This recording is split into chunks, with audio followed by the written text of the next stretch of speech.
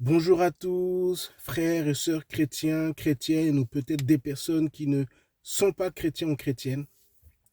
Je fais cette vidéo parce que je pense que tout le monde a vu ce qui s'est passé lors de la cérémonie euh, des JO.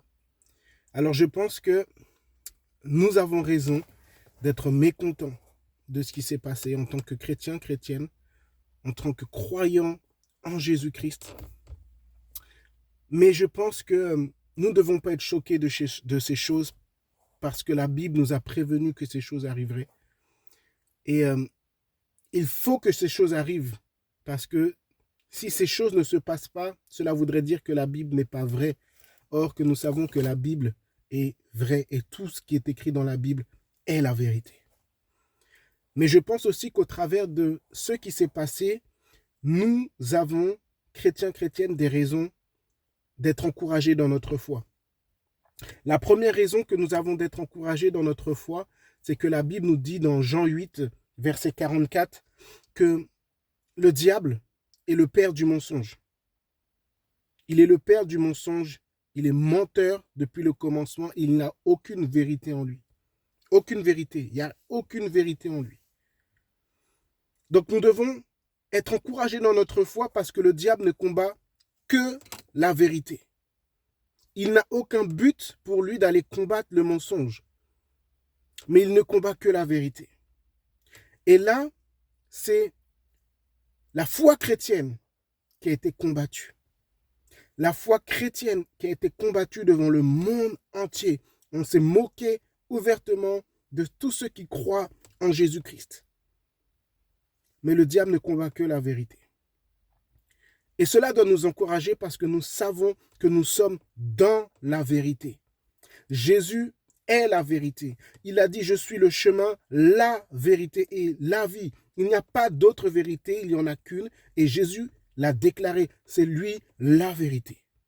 Nous devons être encouragés par rapport à ça. Chrétiens, chrétiennes, nous sommes dans la vérité.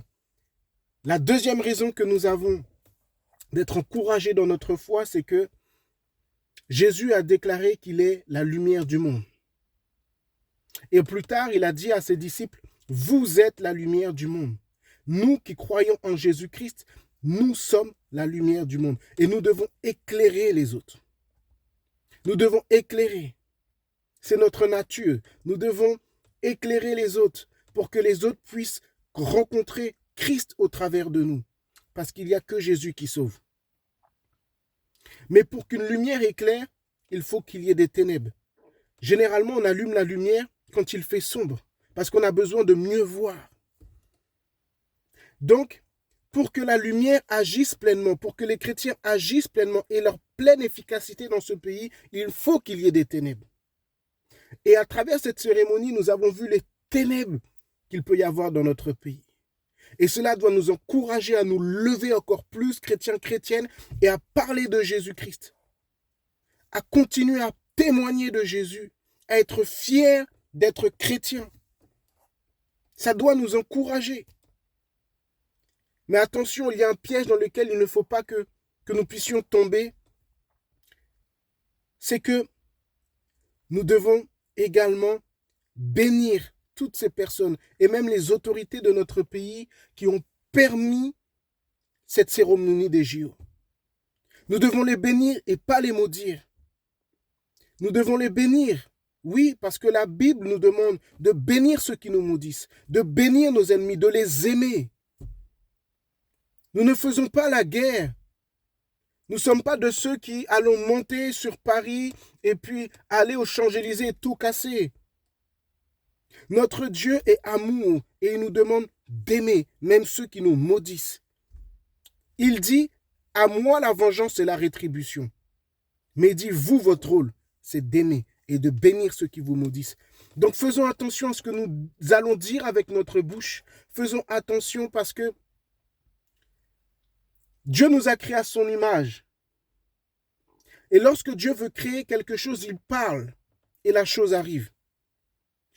Si tu dis des mauvaises choses avec ta parole sur le gouvernement, sur le président ou même sur les gens qui étaient là à la cérémonie, ces choses risquent d'arriver.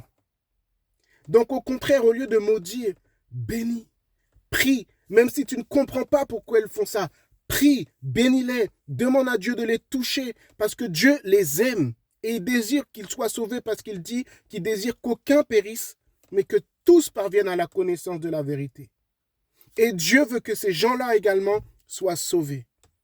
Alors oui, peut-être que c'est difficile à faire parce que tu es en colère, parce que ça t'a touché, mais si tu n'arrives pas à le faire, et si tu n'arrives pas à le faire par toi-même, c'est normal, mais demande à Jésus de t'aider à le faire. Et il le fera. Et cela doit nous encourager aussi à persévérer dans notre foi, à continuer et à être encore plus fiers d'être chrétiens.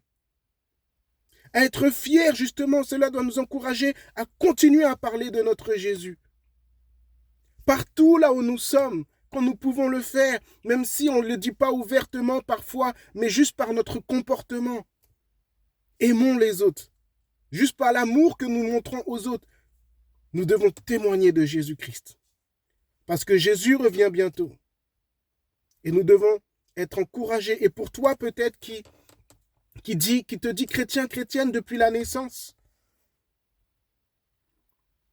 peut-être qu'aujourd'hui tu as besoin d'aller plus loin avec Jésus.